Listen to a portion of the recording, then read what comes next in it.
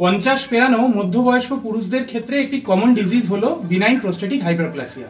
মূত্রথলি ও মূত্রনালীর সংযোগস্থলকে কেন্দ্র করে অবস্থিত প্রোস্টেট গ্ল্যান্ডের বৃদ্ধির কারণে এই রোগ হয়ে থাকে।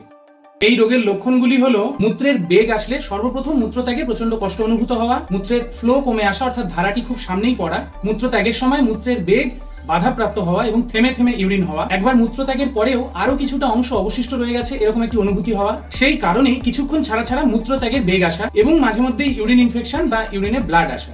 এই রোগটি ডায়াগনোসিসের জন্য মূলত এর লক্ষণের উপর ভিত্তি করে তলপেটের আল্ট্রাসোনোগ্রাফি করে প্রোস্টেট গ্ল্যান্ডের আকার, আয়তন ও আনুমানিক ওজন নির্ণয় করা।